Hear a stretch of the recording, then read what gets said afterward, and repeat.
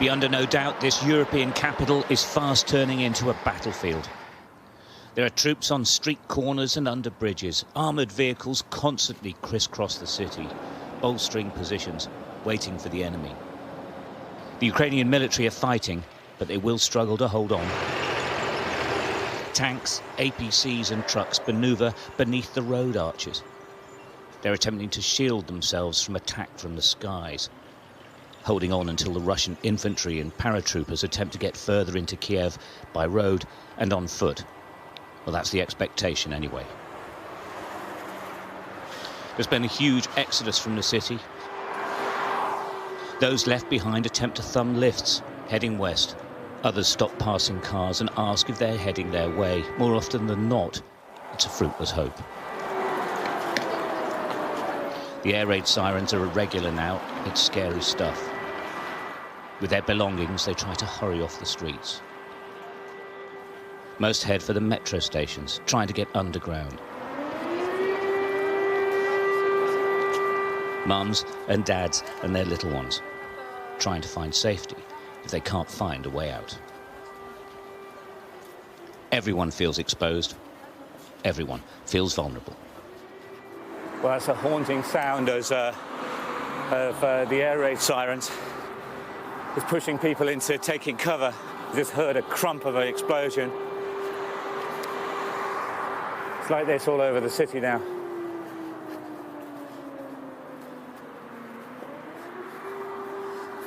There's APCs up here. Exactly where and when the Russians may attack a new target remains unknown, of course, so there's constant movement. Much of the city is now deserted. Hardly any people in the centre of town, just a few cars driving between homes or looking for a few shops that are still open. And on the streets as well, civilian militia, armed and ready to support the army.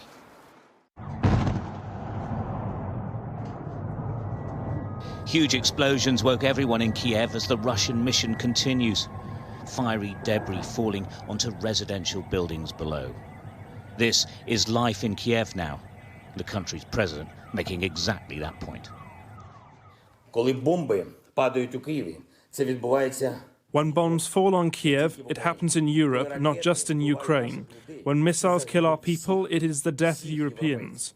I demand greater security for Europe, greater protection for Ukraine as part of a democratic world.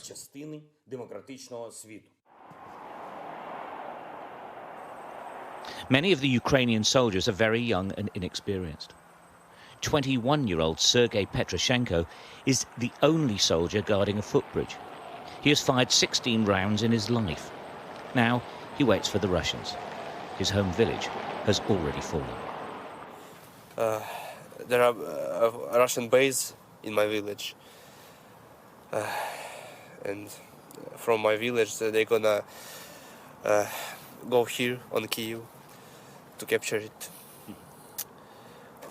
Yeah, it's really scary and terrifying. I am called to my parents. They really scared. There's Russians in our village, enemies. There's tanks, heavy vehicle. I hope that they will be fine.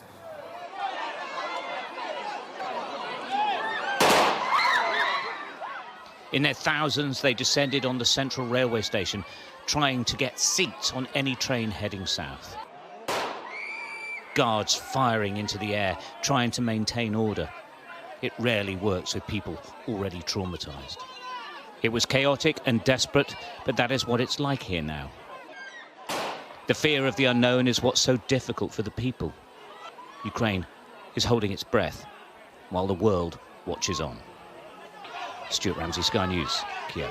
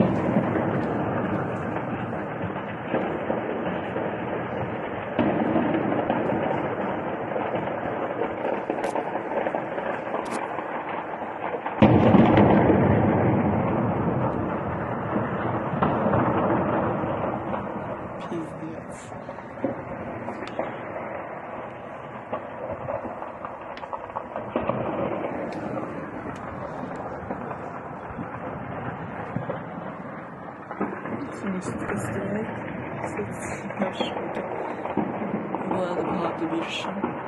Це Берестейська, Києві центр.